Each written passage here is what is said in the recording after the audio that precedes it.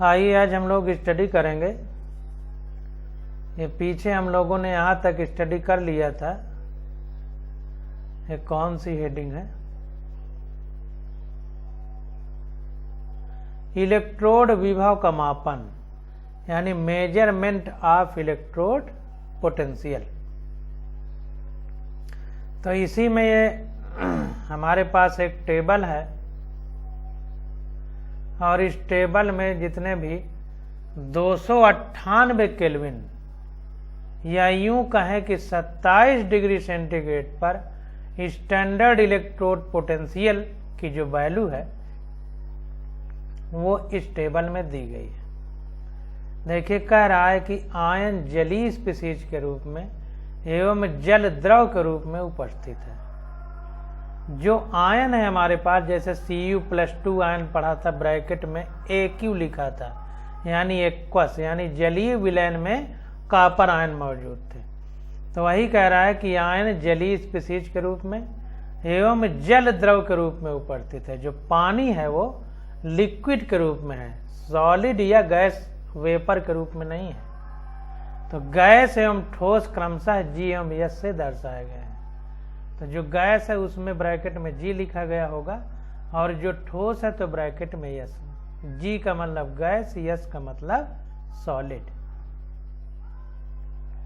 तो देखिए यहाँ पर अभिक्रिया ऑक्सीकृत अवस्था प्लस यानी E माइनस यानी इलेक्ट्रॉनों की संख्या n का मतलब अब कितनी भी हो सकती है, इसलिए उसने n लिखा है। तो किसी भी आयन की या यौगिक की, कंपाउंड की ऑक्सीडेशन जो स्टेट है उसमें हम अगर इलेक्ट्रॉनों को जोड़ देंगे तो कहने का मतलब ऑक्सीडेशन स्टेट कब होती है? जब ऊपर घात में प्लस में लिखा होता है चार्ज, यानी यूं कहें पॉजिटिव है। तो उससे जब इलेक्ट्रॉन जुड़ेंगे तो प्लस माइनस न्यूट्रल होगा, यानी कहने का मतलब यह है कि उसकी ऊपर जो पॉजिटिव संख्या लिखी है वो कम होगी। तो कम होने का मतलब क्या होता है? रिडक्शन यानी अपचित अवस्था, रिडक्शन फेज। तो यहाँ पर देखिए E0 पर वोल्ट का मतलब है स्टैंडर्ड इलेक्ट्रोड पोटेंशियल, जिसको EMF बोले थे, मानक इलेक्ट्रोड विभव। EMF का मतलब इलेक्ट्रोमोटिव फोर्स यानी विद्युत वाहक बल प्रति वोल्ट यहाँ पर दिया गया। तो देखिए फ्लोरीन का कितना है? 2.87। सबसे ज्यादा फ्लोरीन का होता है, हमने पढ़ा। अब देखिए यहाँ पर ऑक्सीडाइज स्टेट है, यहाँ 0 है और इसमें 2 इलेक्ट्रॉन जोड़ दिए गए थे, यहाँ पर 2F माइनस हो गया। तो 0 ज्यादा होता है माइनस से, इसका मतलब ज्यादा से कम हो रहा है ऊपर वाली संख्या, इसलिए अपचयन हो रहा है यानी रिडक्शन हो रहा है। इसी प्रकार कोबाल्ट में +3 है और इलेक्ट्रॉन जोड़ा गया तो C0+2 बना। CO नहीं कहेंगे क्योंकि कार्बन मोनोऑक्साइड भी CO होती है, तो C0 कहेंगे तो कंफ्यूजन नहीं होगा। तो एक इलेक्ट्रॉन जुड़ा तो +3 से +2 हुआ यानी घटा, यानी रिडक्शन हुआ। इसी प्रकार से अन्य है, अब पूरे हम नहीं पढ़ेंगे। तो यहाँ पर देखिए जो तीर लगी हुई है, तीर को ध्यान देना है। तो यहाँ पर देखिए ऊपर की ओर तीर लगी हुई है, तीर का निशान इधर को लगा है, यानी नीचे से जब हम ऊपर की ओर जाएंगे इस टेबल में तो कह रहा है बढ़ती हुई ऑक्सीकारक क्षमता, यानी ऑक्सीडाइजिंग पावर बढ़ रही है। ऑक्सीकारक क्षमता यानी ऑक्सीडाइजिंग पावर का मतलब कि दूसरे को ऑक्सीडाइज कर देने की क्षमता, यानी दूसरे की ऊपर वाली पावर बढ़ा देने की क्षमता। तो जाहिर सी बात है कि दूसरे की बढ़ाएंगे तो खुद की घटेगी। हमने आपको बताया था रिडॉक्स रिएक्शन, यानी एक ही रिएक्शन में ऑक्सीडेशन और रिडक्शन यानी ऑक्सीकरण और अपचयन दोनों होता है। तो अगर किसी का ऑक्सीकरण होगा तो दूसरे का अगर ऑक्सीकरण होगा तो खुद का अपचयन होगा। तो अगर ये तत्व या यौगिक या आयन किसी दूसरे का ऑक्सीकरण करेगा, यानी दूसरे की ऑक्सीडेशन नंबर बढ़ाएगा, ऑक्सीकरण संख्या बढ़ाएगा या ऊपर वाली पावर बढ़ाएगा, तो खुद इसको घटाना पड़ेगा। तो देखिए ऊपर जाने पर ऑक्सीडेशन नंबर बढ़ती है, इसका मतलब इसकी खुद की ऑक्सीडेशन नंबर घटेगी। तो यहाँ पर देखिए फ्लोरीन 0 है, 0 से माइनस हो रहा है, खुद की घट रही है, इसलिए ये दूसरे की बढ़ाएगा। तो सबसे ज्यादा पावरफुल ऑक्सीडाइजिंग एजेंट कौन हो गया? फ्लोरीन, क्योंकि इसकी रिडक्शन यानी अपचयित होने की क्षमता सबसे ज्यादा है। देखिए सबकी कम है, खुद को अपचयित करने की क्षमता सबसे ज्यादा है, तो दूसरे को ऑक्सीकृत करने की यानी ऑक्सीडाइजिंग पावर बढ़ाने, ऑक्सीडेशन नंबर बढ़ाने की क्षमता दूसरे की ज्यादा होगी, खुद की घटाने की ज्यादा है, इसलिए दूसरे की बढ़ाने की ज्यादा होगी। तो बढ़ती हुई ऑक्सीकारक क्षमता, तो देखिए यहाँ पर स्टैंडर्ड इलेक्ट्रोड विभव जिसका ज्यादा है उसकी ऑक्सीडाइजिंग पावर ज्यादा है, यानी दूसरे को ऑक्सीकृत करने यानी ऑक्सीडाइज करने की क्षमता ज्यादा है, यानी दूसरे का ऑक्सीडेशन नंबर बढ़ाने की क्षमता ज्यादा है, या यूं कहें कि ऊपर जो पावर लगा है उसको बढ़ाने की क्षमता ज्यादा है, या यूं कहें कि खुद की घटाने की क्षमता ज्यादा है। जब खुद की घटाएगा तो दूसरे की बढ़ेगा, यानी कुल मिला के प्लस माइनस 0 होगा, एक घटेगा तो दूसरा बढ़ेगा, क्योंकि बैलेंस रखना है नेचर को।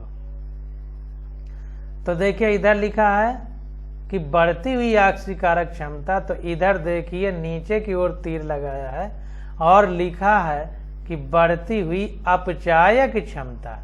जाहिर सी बात है कि ऊपर वाले का मानक इलेक्ट्रोड विभव ज्यादा है, तो इसमें ऑक्सीकृत करने की क्षमता ज्यादा है, तो नीचे वाले में अपचयित यानी रिड्यूस करने की क्षमता ज्यादा होगी, यानी जिसका कम इलेक्ट्रोड विभव होगा उसका रिड्यूस करने की क्षमता ज्यादा होगी। तो इस तरह बातों को समझना है। अब देखें यहाँ पर लिखा हुआ है कि ऋणात्मक E0 का अर्थ है कि रेडॉक्स युग्म H+H2 युग्म की तुलना में प्रबल अपचायक है। अब देखिए ऋणात्मक E0 का मतलब है कि प्रबल अपचायक, तो निगेटिव है तो स्ट्रांग रिड्यूसिंग एजेंट है, और पॉजिटिव में ज्यादा है तो स्ट्रांग ऑक्सीडाइजिंग एजेंट है। इधर देखिए ऊपर को तीर लगा के बढ़ती हुई ऑक्सीकारक क्षमता लिखा है, इधर नीचे को तीर लगा करके लिखा है बढ़ती हुई अपचायक क्षमता, तो नीचे वाले में माइनस में ज्यादा है ना, तो वही चीज यहाँ लिख दिया है। और धनात्मक E0 का अर्थ है कि रेडॉक्स युग्म H+H2 युग्म की तुलना में दुर्बल अपचायक है, यानी वीक रिड्यूसिंग एजेंट है, तो इसी का उल्टा कहेंगे कि स्ट्रांग ऑक्सीडाइजिंग एजेंट है। अब देखिए इसको सारणी को यानी टेबल को हमने पढ़ लिया, अब आगे देखते हैं। आ जाता है नर्स्ट समीकरण यानी नर्स्ट इक्वेशन।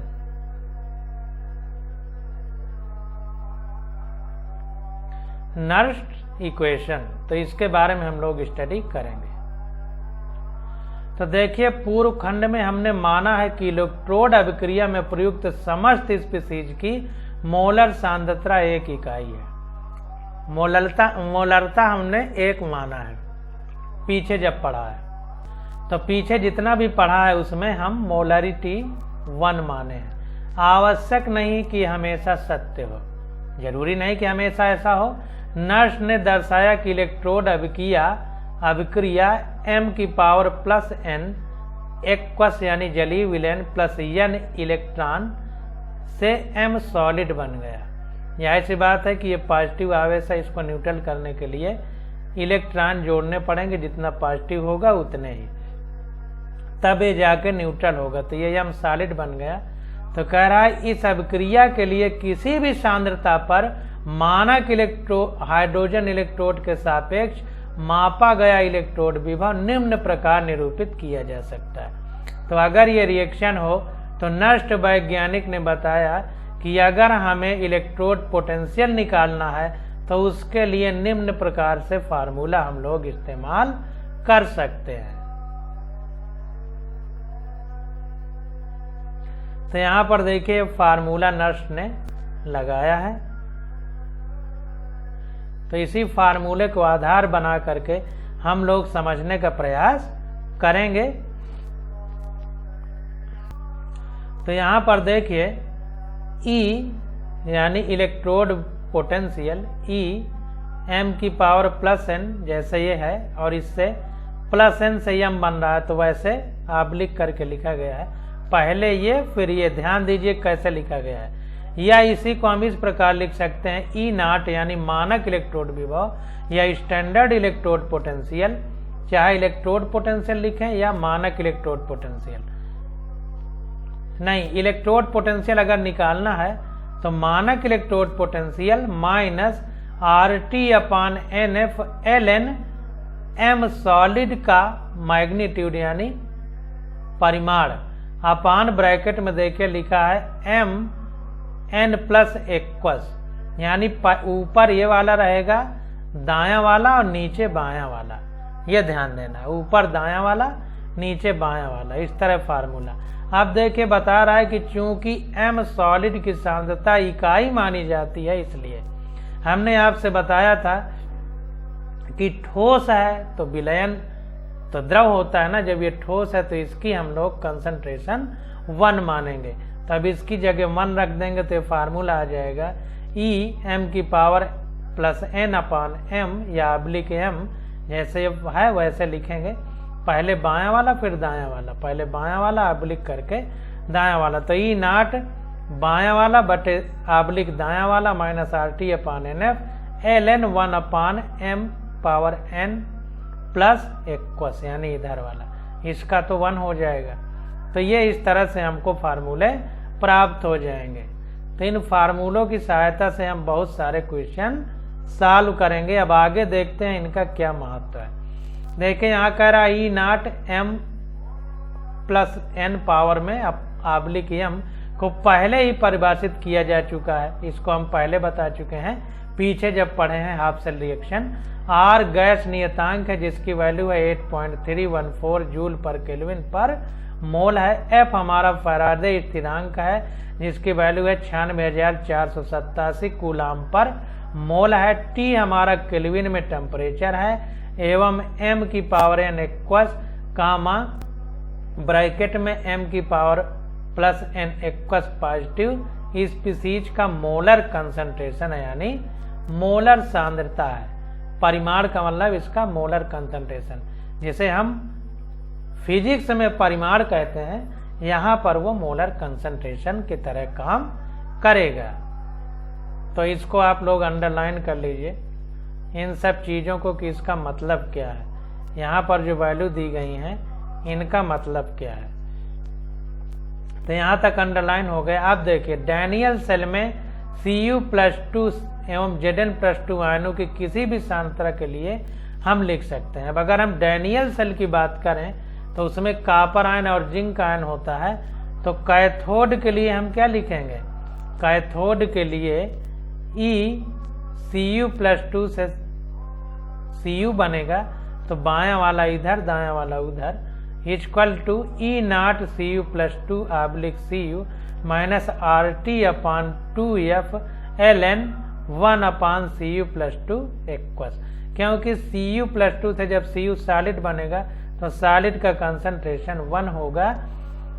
और यहाँ पर देखिए नीचे RT/NF है, तो ये जो n है उसकी जगह यहाँ 2 रखा गया है, तो 2 का मतलब ऑक्सीडेशन नंबर में चेंज कितना हो रहा है।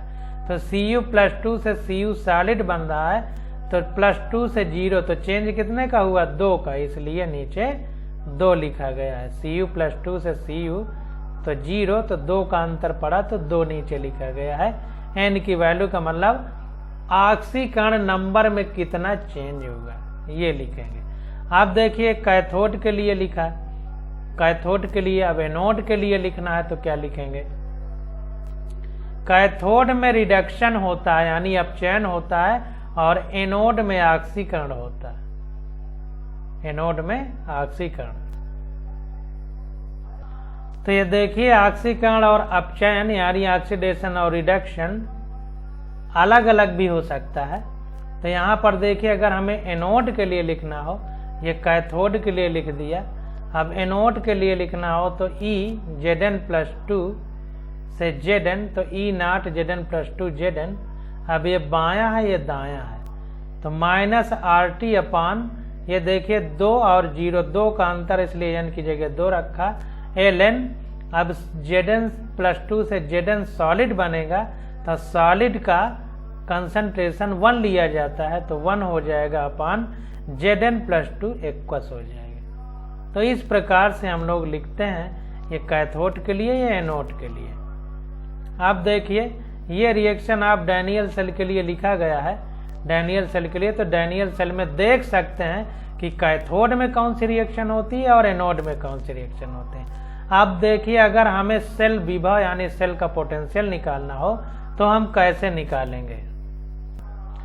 तो यहाँ पर देखिए ई सेल में लिखा गया है ई Cu+2 से Cu और माइनस Zn+2 से Zn, यानी कैथोड वाली रिएक्शन माइनस एनोड वाली। तो E cell equal to cathode वाली माइनस एनोड वाली लिखी गई है। कैसे कैसे लिखा जा रहा है इसको ध्यान से समझते जाइए। तो देखिए पहले ये लिखेंगे फिर ये लिखेंगे, ये लिखिए फिर ये। तो E0 Cu+2 Cu minus RT/2F ln 1 Cu+2 aqueous minus E0 Zn+2 Zn plus RT/2F ln 1 Zn+2 aqueous.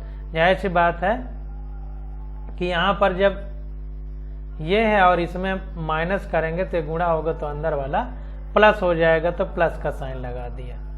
अब देखिए यहाँ पर सॉल्व करेंगे तो E0 Cu+2 Cu minus E0 Zn+2 Zn Zn minus RT/2F ln 1 Cu+2 aqueous minus ln 1 Zn+2 aqueous हो गया। इसको एक तरफ कर लिया ln वालों को। तो ये हो गया E cell equal to E0 cell minus RT/2F ln Zn+2 Cu+2, यानी anode upon cathode, anode upon cathode वाला रहेगा। एनोड पर देखिए Zn वाली रिएक्शन है, कैथोड पर Cu वाली है। तो देखिए Zn ऊपर है एनोड वाला, कैथोड वाला नीचे है। तो इस प्रकार से हम लोग फार्मूला बनाते हैं। तो इसको भी हम लोग समझ लेंगे कि कैसे लिखा जाता है। तो इसको चाहें तो आप ब्रैकेट में बंद कर लीजिए ताकि आपको याद रहे कि कैसे लिखा गया है। और यहाँ पर आप लिख सकते हैं एनोड अपान कैथोड, मतलब जो कैथोड पे रिएक्शन हो रही है उसको, उस आयन को नीचे लिखना है, और जो एनोड पे हो रही है उस आयन को ऊपर। डैनियल सेल के लिए ध्यान दीजिए, दूसरे में दूसरी प्रकार हो सकता है। तो नीचे लिखा गया है कि यह देखा जा सकता है कि ई सेल दोनों आयनों Cu+2 एवं Zn+2 की सांद्रता पर निर्भर करता है। यह Cu+2 आयनों की सांद्रता बढ़ाने पर बढ़ता है एवं Zn+2 आयनों की सांद्रता बढ़ाने पर घटता है। तो ई सेल जो है, ये जो ब्रैकेट के अंदर बंद है, ये कंसंट्रेशन है, तो समानुपाती है Zn+2 के कंसंट्रेशन से, व्युत्क्रमानुपाती है Cu+2 के कंसंट्रेशन से। तो जाहिर सी बात है कि Zn+2 का अगर कंसंट्रेशन यानी सांद्रता बढ़ाएंगे तो ई सेल बढ़ेगा, यानी सेल का विभव बढ़ेगा। अगर Cu+2 की सांद्रता बढ़ाएंगे तो सेल का विभव घटेगा। तो सारी चीजें क्रम से समझते चलिए कि कौन सी चीज किस प्रकार से बताई जा रही है। अब देखिए बता रहा है कि समीकरण 2.11 में प्राकृतिक लघुगणक यानी जो ln लिखा था के आधार को 10 में रूपांतरित करने पर एवं R तथा F के मान रखने पर एवं T बराबर 298 केल्विन पर यह निम्न प्रकार से बदल जाती है। तो अगर इन सब की वैल्यू हम रख दें, ln को log में चेंज कर दें, यानी 10 की पावर रख करेंगे जब ln का, तो यहाँ पर log लिख जाता है।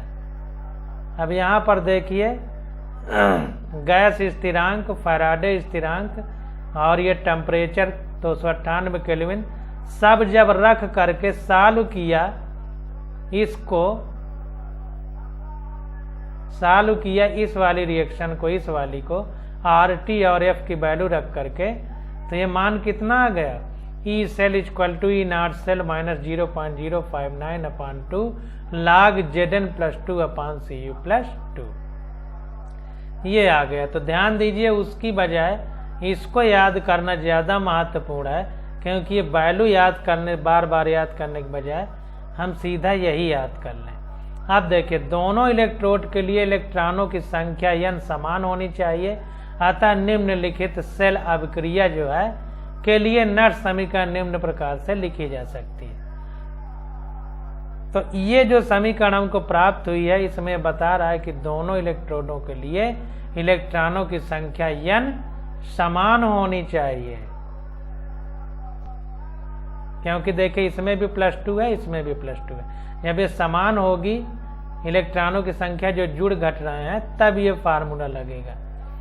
और Ni से Ni+2 बन रहा है, Ag+ से Ag बन रहा है। यहाँ पर देखिए इलेक्ट्रॉनों की संख्या समान नहीं है, क्योंकि इधर +2 है, इधर +1 है।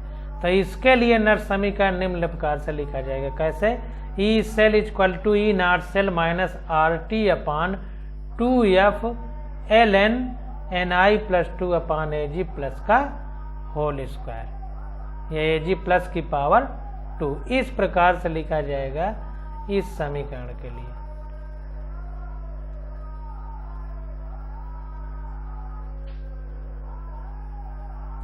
तो इस समीकरण के लिए हम इस प्रकार से लिखेंगे, ध्यान दीजिए। तो यहां पर देखिए कैसे लिखा गया, E cell = E naught cell - RT/n हमारी ऑक्सीकरण नंबर में परिवर्तन है। तो यहाँ पर देखिए Ni में परिवर्तन 2 का है और Ag में परिवर्तन 1 का है। तो दोनों ऊपर नीचे बैलेंस करने के लिए, चूंकि Ni में 2 का परिवर्तन है, Ag में 1 का परिवर्तन है, इसलिए इसमें स्क्वायर किया गया ताकि ऊपर नीचे इलेक्ट्रॉनों की संख्या बैलेंस रहे। ध्यान दीजिए ऐसा किया क्यों गया है। अब दोनों तरफ 2-2 हो गया एक तरह से, तो Ni से Ni+2, तो 2 का अंतर, इसलिए n की जगह 2 रखा गया। अब इसी को देखिए फिर से बना के लिख रहा है और फिर बताएगा कि इसके लिए हम क्या लिखेंगे। तो यहाँ एक सामान्य रासायनिक अभिक्रिया, ये देखिए लिखने का तरीका समझ लीजिए। अगर एक बार समझ में आ गया तो नीट का कैसा भी क्वेश्चन हो आप कर लेंगे, और नहीं समझ में आया तो नहीं कर पाएंगे। तो एवं एक सामान्य वैद्युत रासायनिक अभिक्रिया के लिए दे रहा है, स्मॉल a + B से स्मॉल c + स्मॉल d बना। मतलब ये हमारा आयन है और इसके पहले जो स्मॉल में लिखा है ये कंसंट्रेशन है एक तरह से। अब इससे n इलेक्ट्रॉनों का चेंज हो रहा है, तो इसके लिए नर्स समीकरण निम्न प्रकार से लिखी जा सकती। तो इसके लिए क्या लिखेंगे? लिखेंगे E cell = E naught cell - RT/NF ln Q। -RT/NF तो ऊपर से लिया गया है और ln ये Q लिख दिया है। अब बताएगा कि ये Q क्या है। ये n इलेक्ट्रॉनों की संख्या में चेंज हो रहा है तो NF लिखा है। n R हमारा गैस कांस्टेंट है, T हमारा टेम्परेचर है केल्विन में। ध्यान दीजिए टेम्परेचर है केल्विन में, गलती ना हो, और F हमारा फैराडे स्थिरांक है। अब देखिए यहाँ पर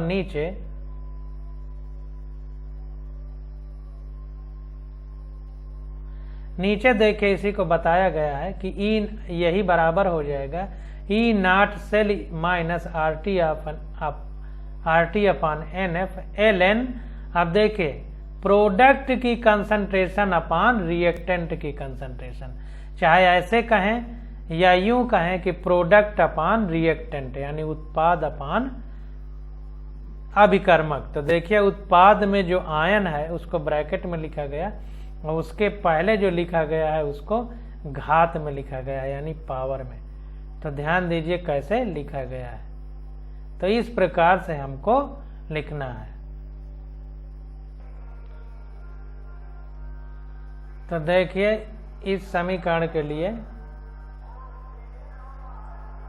ये समीकरण लिखा गया है, E cell = इसको ब्रैकेट में बंद कर देंगे, इस प्रकार से लिखा गया है। ये Q हमारा जैसे इक्विवेलेंट कांस्टेंट होता है, साम्य स्थिरांक जिसको कहते हैं, उस तरह ये Q है यहाँ पर। तो Q इस रिएक्शन के लिए है Q। अब देखिए ये हमने प्राप्त कर लिया है।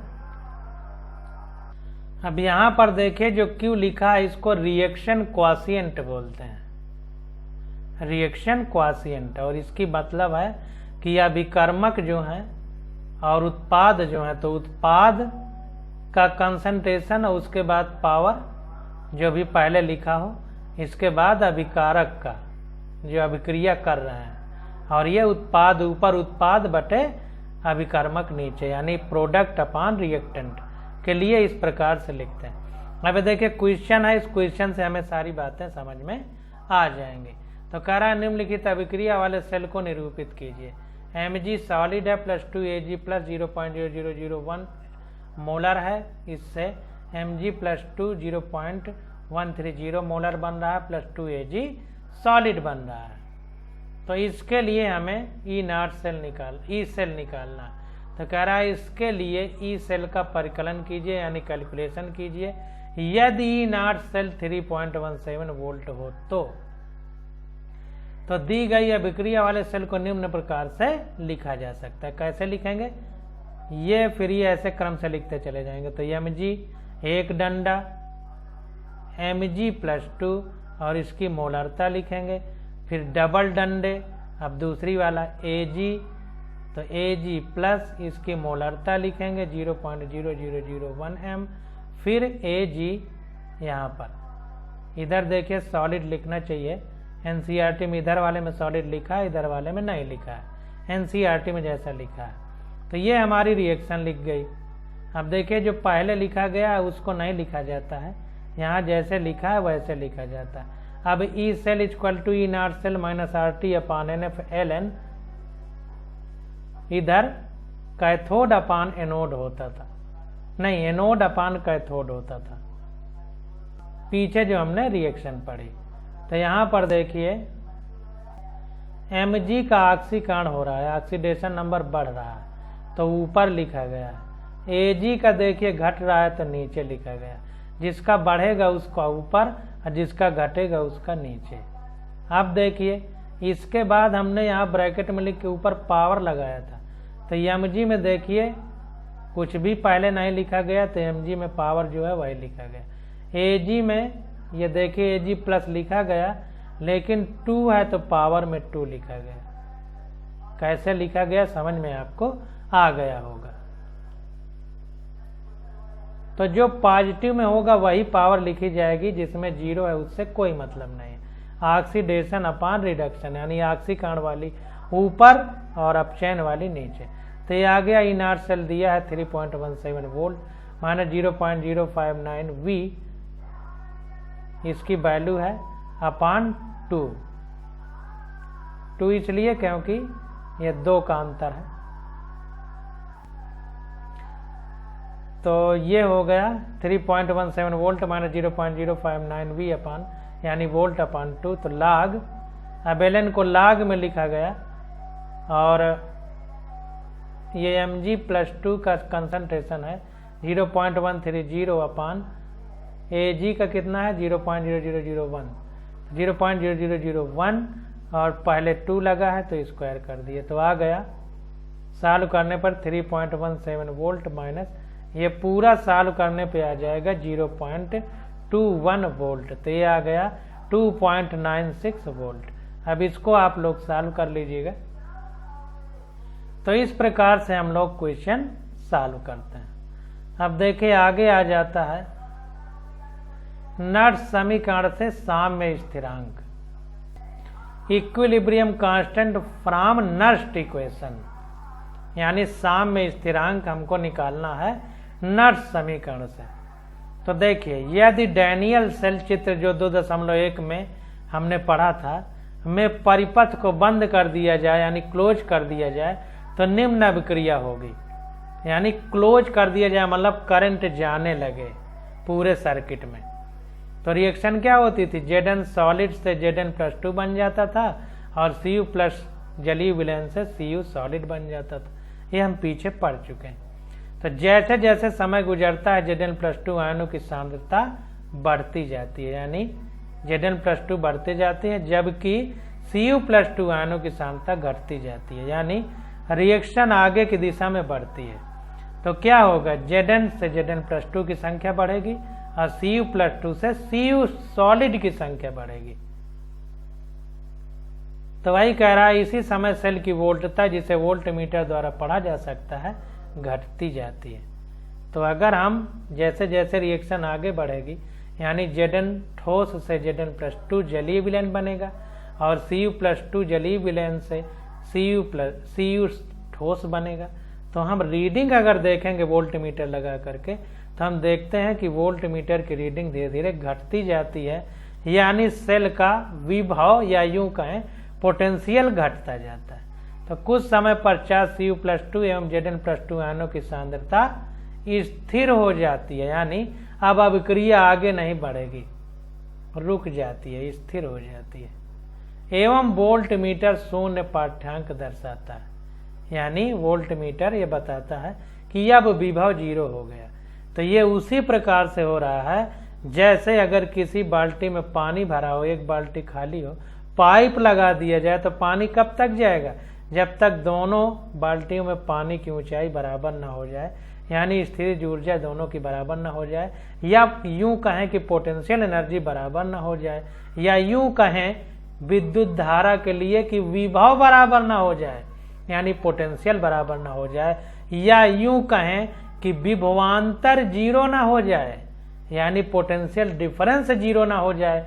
तो उसी पोटेंशियल डिफरेंस को वोल्ट मीटर नापता है, इसलिए 0 रीडिंग दे रहा है, क्योंकि विभवांतर 0 हो गया, क्योंकि अब आयन एक दूसरे की तरफ नहीं जा रहा है। इसका मतलब विद्युत धारा I 0 हो गई, करंट का फ्लो नहीं हो रहा। करंट का फ्लो कब नहीं होता, जब पोटेंशियल डिफरेंस 0 हो जाता है, या यूं कहें कि पोटेंशियल दोनों तरफ बराबर हो जाता है। तो यह इंगित करता है कि अभिक्रिया में साम्य स्थापित हो चुका है। साम्य का मतलब लिखना चाहिए गतिक साम्य, यानी रिएक्शन तो चलेगी लेकिन जितना आगे चलेगी उतना पीछे भी चलेगी, बराबर, इसलिए बैलेंस हो जाता है। इस अवस्था में नर्स समीकरण को निम्न प्रकार से लिखा जा सकता है। तो ध्यान दीजिए, ये तब है जब साम्य की स्थिति होगी, इक्विलिब्रियम की कंडीशन में। वोल्ट मीटर का पाठ्यांक 0 हो जाता है, यानी साम्य स्थापित हो चुका है।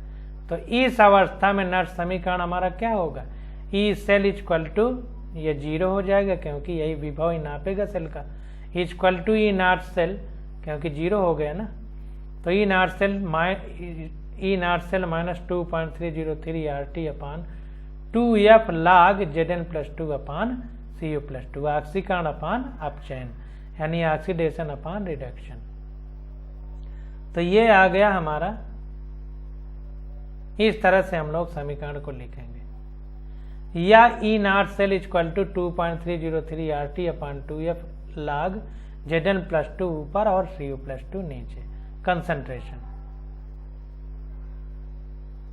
तो ये इस तरह की समीकरण होगी कब, जब इक्विलिब्रियम की कंडीशन होगी।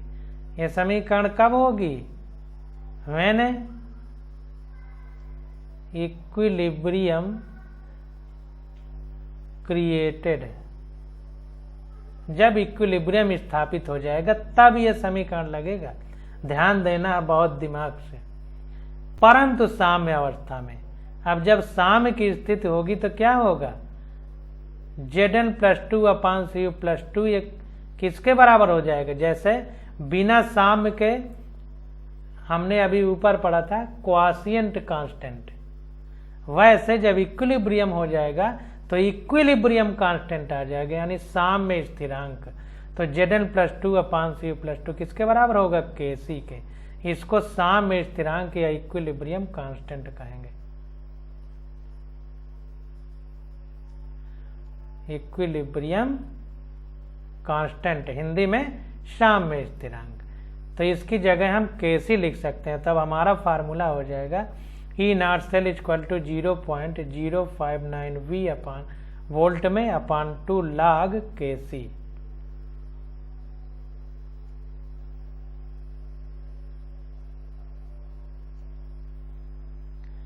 ये इक्वल टू सॉल्व करने पे आ जाएगा 1.1 वोल्ट। ये आता है सेल के लिए, डैनियल सेल के लिए जिसकी हम बात कर रहे हैं। तो इस प्रकार से हम लोग फार्मूले निकालेंगे। इसको जब सॉल्व करेंगे तो इतना आ जाता है 1.1। अब ये सब वैल्यू रख दी गई RT और F की, तो ये इतना आ गया। पीछे भी जैसे निकाले थे इसी प्रकार।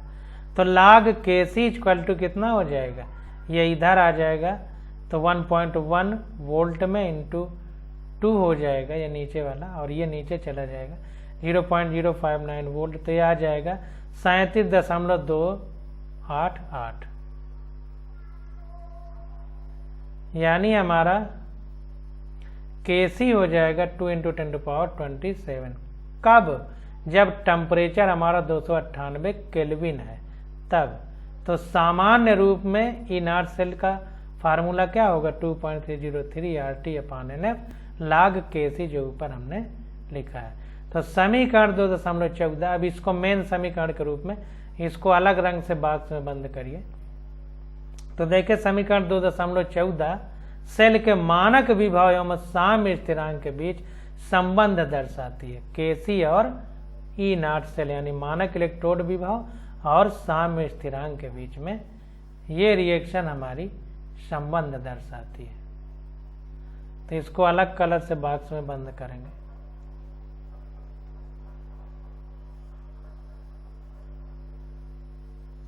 इस अभिक्रिया के लिए साम्य स्थिरांक जिसे अन्य प्रकार मापन संभव नहीं है, सेल के संगत E0 मान से परिकलित किया जा सकता है। तो अगर साम्य स्थिरांक किसी अन्य चीज से नहीं निकाले मिल रहा है, तो इस तरह से हम लोग ये Kc यानी साम्य स्थिरांक या इक्विलिब्रियम कांस्टेंट निकाल सकते हैं। अब देखिए क्वेश्चन आ जाता है। अब इससे पहले समझिए साम्य स्थिरांक क्या है, गलती हो जाती है।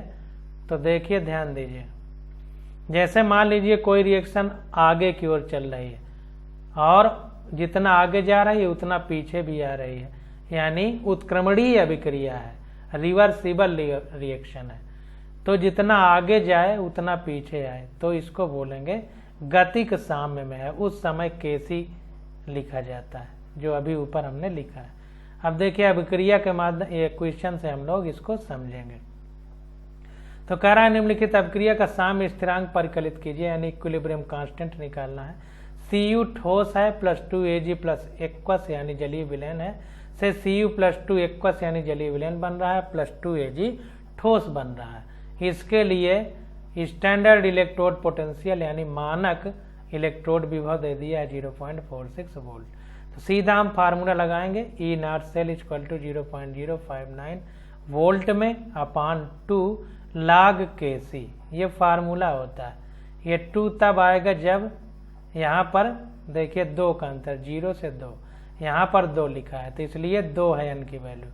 तो log Kc इक्वल टू हो जाएगी, ये इधर रहेगा 0.46 वोल्ट, ये 2 इधर आ जाएगा अपान ये नीचे चला जाएगा, तो ये आ गया 15.6, यानी Kc की वैल्यू आ गई 3.92 × 10⁻15।